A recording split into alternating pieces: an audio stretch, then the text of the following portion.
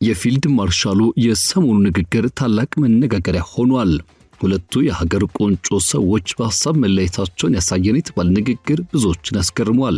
ከቀናት በኋላ የተካሄደው የመከላከያ ዝግ ግምገማ ደግሞ ሁኔታውን የበለጠ ያጦዘው ሆኗል።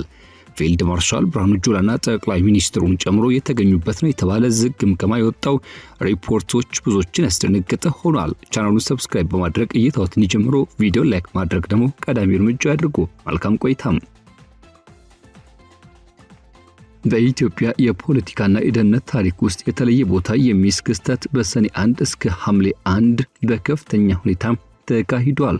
ጠቅላይ ሚኒስትር አብይ አህመድ በቀጥታ ተገኝተው የመሩት ነው የተባለው የዝግ ግምገማ መከላከያ ሰራዊት ከፍተኛ አዛዦችና ጀነራሎች ተገኝተው የተካሄደ ሲሆን በአይነቱ ልዩና የተጠና ኦፕሬሽን ማጠናቀቅ ክንውንን ያካተተ ነበር ተብሏል። ይሁን እንጂ በዚህ ዝግ ግምገማ የተገኙ መረጃዎችና ተቀባይነት ያገኙ ትንታኔዎች ኦፕሬሽኑ የተጠበቀውን ውጤት ማምጣት እንዳልቻለ ያሳያል። ታዲያ የዝግ ግምገማ በብዙ መልኩ የኢትዮጵያን ወቅታዊ ፖለቲካ የደህንነትና የመከላከያ ሁኔታ የሚያንጸባርቅ መስታወት ሆኗል። በተለይም የጦር ኃይሎች ጠቅላይ ኤታማዦር ሹም ፊልድ ማርሻል ብርሃኑ ጁላ በዚህ አጋጣሚ የሰጡት መግለጫ ከጠቅላይ ሚኒስትር አብይ አህመድ የተለመደ ብሩህ ተስፋ አዘል ንግግር በተቃራኒ ሆኖ ታይቷል ይላሉ እነዚሁ ምንጮች። ይህ ድምጽና ድምዳሜ በኢትዮጵያ ፖለቲካ ትንታኔ ውስጥም ትልቅ ውይይትን ፈጥሯል። ከመጋረጃ ጀርባ የሚሰሙ የጦር አዝማች ድምጾች አብዛኛውን ጊዜ የሀገርን የፖለቲካ አቅጣጫ ጠቋሚ ናቸው። በዚህ ዝግ ግምገማ ላይ የወጣው መረጃ እንደሚያመለክተው በቢሊዮን የሚቆጠር የሀገር ሀብት ፈሶበት እጅግ ዘመናዊ የተባሉ መረጃ መረቦችና ሰላዮችን አሰማርቶ የተካሄደ ኦፕሬሽን የታሰበውን ያህል ውጤት አላመጣም ተብሏል። ይህ ሚስጥራዊ ግምገማና ሰሞኑን የጦር ኃይሎች ጠቅላይ ኤታማዦር ሹም ፊልድ ማርሻል ብርሃኑ ጁላ በአደባባይ ያደረጉት ንግግር ሲገጣጠሙ በኢትዮጵያ መንግስት ከፍተኛ ስልጣን ማማ ላይ የሚገኙት ሁለት ያክል ሰዎች ይህ አይነት የተለያየ ሐሳብ እንዴት መጣ የሚለው ጉዳይ አነጋጋሪ ሆኗል። የሀገሪቱ ጦር ኃይሎች ጠቅላይ ኤታማዦር ሹም ፊልድ ማርሻል ብርሃኑ ጁላ በጽሁፍ አዘጋጅተው በአደባባይ ያነበቡት ንግግር የውስጥ ቀውስን ያሳየ ነው ተብሏል። ፊልድ ማርሻሉ ኢትዮጵያን ሲገልጹ ስርዓት አልበኝነት የነገሰባት፣ ሰላምና ልማት የጠፋባት፣ ዳር ድንበር መከላከል የማይቻልባት ሀገር፣ ሉዓላዊነቷን ያጣች፣ እርስ በርሱ የሚተላለቅ ማህበረሰብ ያለባት፣ የውጭ ጠላት እንደፈለገ ገብቶ ዜጎቿን የሚያጫርስባት የሞት የመከራና የሰቆቃ ሀገር ናት በማለት ደምድመዋል። የጦር መሪው ድምዳሜ በድንገት ካንደበት ያመለጠ ስሜታዊ መግለጫ አይደለም። አሱባ ጽፈውና እንዲሁም መዘዙን አውቀው አንበውታል ይላሉ። በተቃራኒው ግን የዚህ መንግስቱ መሪ የሆኑት ጠቅላይ ሚኒስትሩ በተመሳሳይ ሰሞኑን የሚናገሩት ንግግር ፍጹም የተለየ ነው። ጠቅላይ ሚኒስትሩ መመዘኛቸው ኢትዮጵያ እያመራባት ነው የሚል ነው።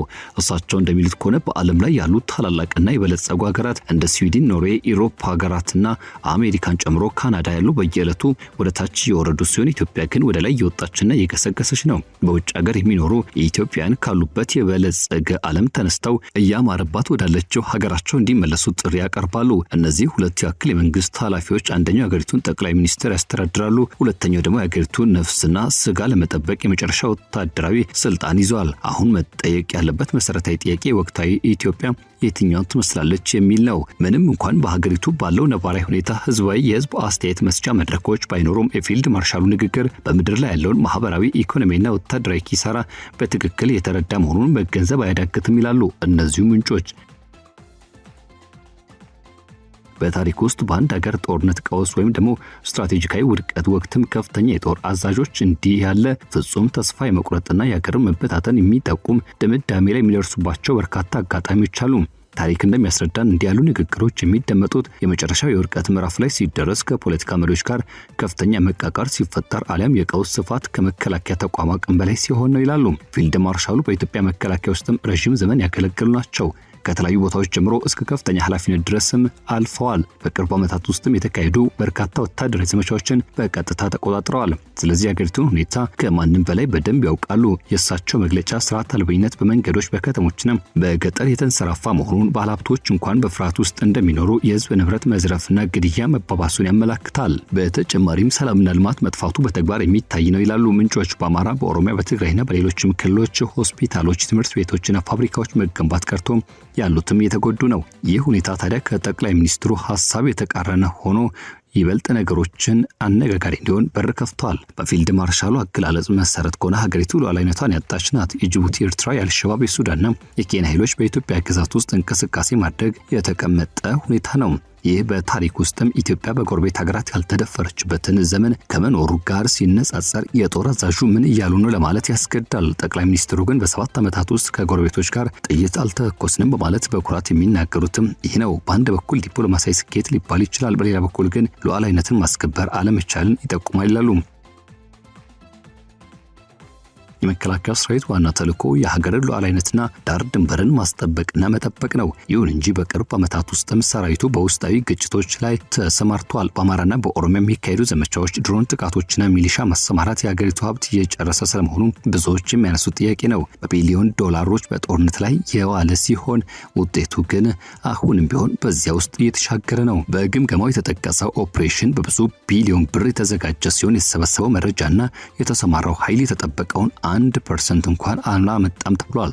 ይልቁንም መከላከያ በብዙ ግጭቶች ውስጥ ከባድ ኪሳራ ደርሶበታል ይላል። የመረጃ ስርዓት ውድቀትና የአዛዥነት ችግሮችን፣ የተቀናጀ ስልት እጥረትን የሚያመላክቱ ሪፖርቶች ስለመውጣታቸው ይነገራል። በኢትዮጵያ ውስጥም ያለው ግጭት የተወሳሰበ ነው። የጎሳ ፖለቲካ፣ የመሬት ችግር፣ የኢኮኖሚ ልዩነትና የፖለቲካ ተቃዋሚዎችን ማክለል ሁሉ ወደ ግጭት አዝልቀዋል።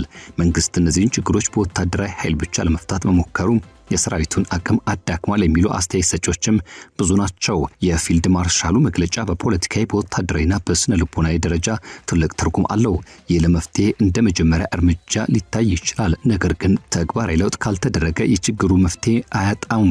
የኢኮኖሚ ጫና፣ የስደተኞች ችግርና የውጭ ጣልቃ ገብነት ሁሉ ተደማምረው ሀገሪቱን እየፈተኗት ነው። መንግስት እያማረባት ነው ቢልም በቦታው ያለው ህዝብ የዕለት ተዕለት ህይወቱን እንደከበደው የአደባባይ ሚስጥር ሆኖ ዘልቋል። የፊልድ ማርሻል ብርሃኑ ጁላ ንግግር ለኢትዮጵያውያን ትልቅ ትምህርት ነው። የሀገር መከላከያ ቁንጮ እንዲህ ያለ አስፈሪ ድምዳሜ ላይ መድረሳቸው ሀገሪቱ ጫፍ ላይ መቆሟን ያሳያል። ይህ ሁኔታ የፖለቲካ አመራር፣ ደህንነት ተቋማትና የህዝብን ተሳትፎ ይጠይቃል። ሁሉን አቀፍ ብሔራዊ አንድነት ውይይት መጀመር ያስፈልጋል። ተቃዋሚዎች፣ የሲቪል ማህበረሰብና የሀገር ባለድርሻ አካላትን ማካተት፣ ሰራዊቱን ከውስጣዊ ግጭት ወደ ብሔራዊ መከላከያ ማዞር፣ የመረጃ ስርዓትን ማጠናከርና የአዛዥነት ችግርን መፍታት ለነገ የሚባል አይደለም። በግጭት አካባቢዎች ልማት ማካሄድ፣ ስራ መፍጠርና የወጣቶችን ተሳትፎ ማሳደግ ቅድሚያ የሚሰጠው ነው። ከጎረቤት ሀገራት ጋር የተሻለ ግንኙነት መመስረትና የድንበር ደህንነት ማረጋገጥም እንዲሁ። ስርዓት አልበኝነትን ማስቀረትና የዜጎችን ደህንነት መጠበቅ ቁጥር 1 አጀንዳ ሆኖ መቀጠል ይገባዋል። ይህ ግምገማ የኢትዮጵያ የወደፊት ዕጣ ፈንታ የሚወስን ነው። ፊልድ ማርሻል ብርሃኑ ጁላ የገለጹትን ችግሮች በተግባር መፍታት ካልተቻለ ሀገሪቱ ወደ የትኛውም አቅጣጫ ሊወስድ የሚችል ጥፋት ውስጥም ሊገባ ይችላል። በተቃራኒው ግን ይህን ማንቂያ ደውል በመጠቀም አዲስ ምዕራፍ መጀመር የግድ ይላል።